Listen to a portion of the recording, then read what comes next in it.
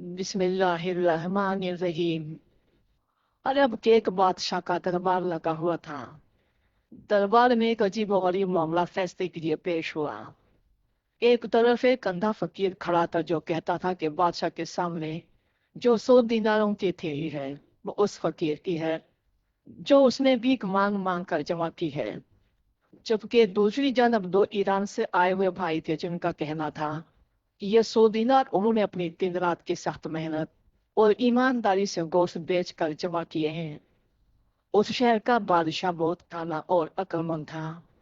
उसने फैसला सुनाने से पहले दोनों फरीकैन से मामले की मुकम्मल हकीकत दरियाफ्त की ताकि मुद्दे की जड़ तक पहुंचा जा सके। सबसे पहले फकीर ने बोलना शुरू किया कि मेरा का बादशाह सलामत, मैं भला आंखों का अंधा कैसे दो जवान भले इंसानों को धोखा दे सकता हूँ।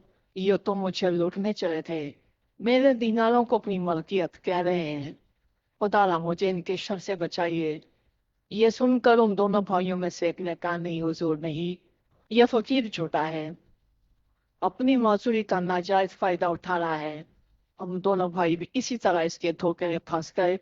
ये दीनार हमारे हैं जो कि हम अपने साथ अपने शहर ले जा रहे थे।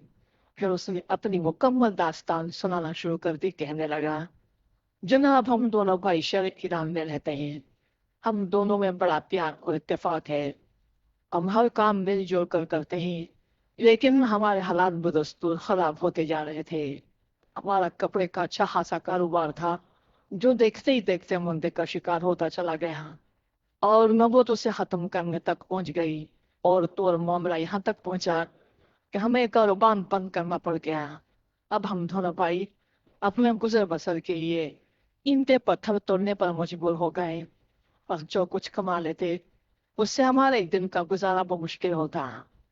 अब उस आलम में भी हमें जिंदगी गुजारते 6 माह हो गए थे और अब हमारा अहले खाना का सबर का पैमाना लबरेज हो गया था।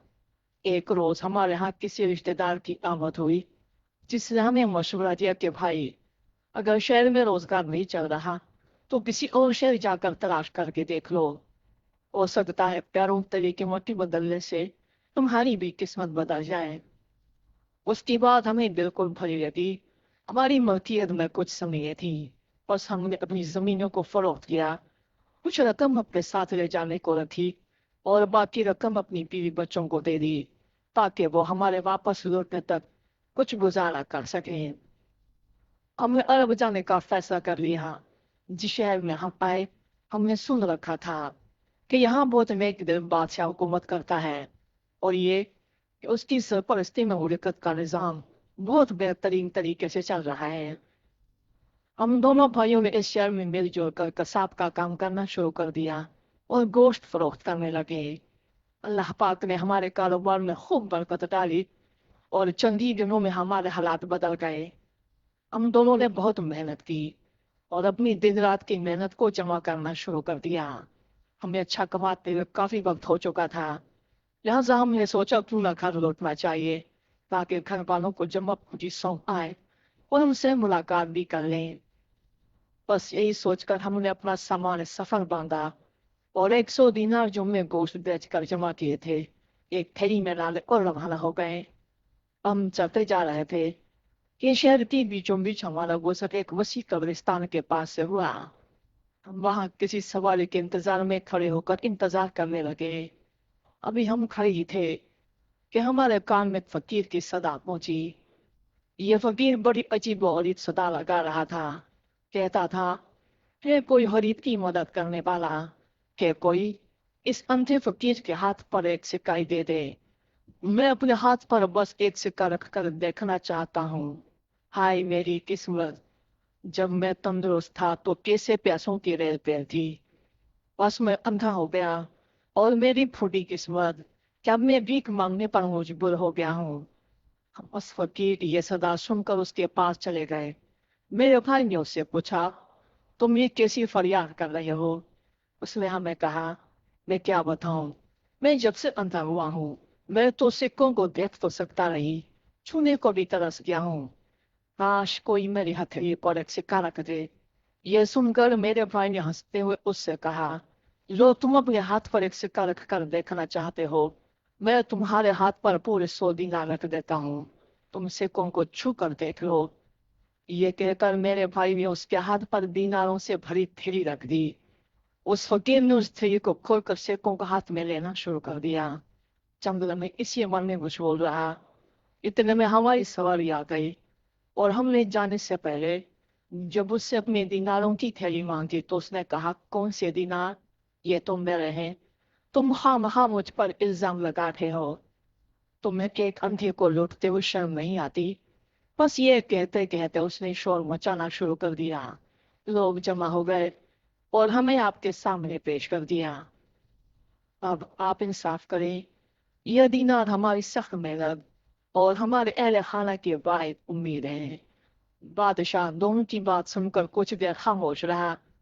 फिर उसने अपने खादमों से कहा, दरबार में एक बड़ी कढ़ाई में पानी भरकर उसे तेल गरम किया जाए। चुनांचे बादशाह के हुक्म के एन मुताबिक किया गया। बादशाह के सामने दरबार में सभी हाजिरीन की मौजूदगी में एक बड़ी कढ़ाई में पानी भरकर उसे पकाना शुरू कर दिया गया, हत्ता कि पानी खोलने लगा। दरबार में मौजूद सभी मुंतजिर थे, न जाने बादशाह क्या करने वाला है। तभी बादशाह उठा और दीनारों से भरी थैली खोलते हुए पानी में डाल दी। बादशाह ने काफी देर तक पानी के करीब खड़े रहकर कुछ सोचा, फिर उसने फैसला सुना दिया, यह 100 दिनार इन दोनों भाइयों के हैं, लिहाजा इनके हवाले कर दिया जाए। और फकीर ने चूंकि धोखा देने की कोशिश की है, लिहाजा उसे कैद में डाल दिया जाए।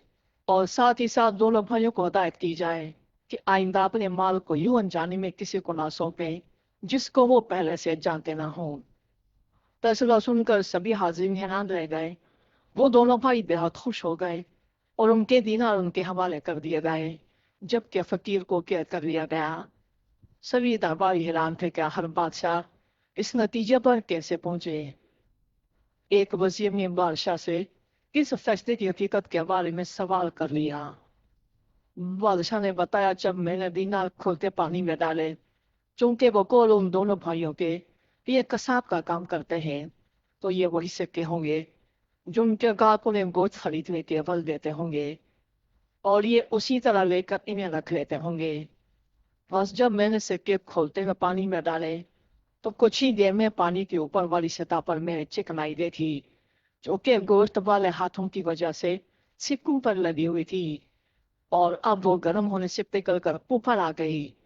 अब अगर इत्तेफाक से एक आध सिक्का चिकना होता तो कोई बात थी, लेकिन चूंकि ये वो कीमत है जो ये भाई काम करते वक्त वसूलते थे, तो इनके हाथ लगने के सबब सभी सिक्कों पर गोश्त की चिकनाई मौजूद थी, जो कि मुझे गर्म पानी की वजह से नजर आ गई।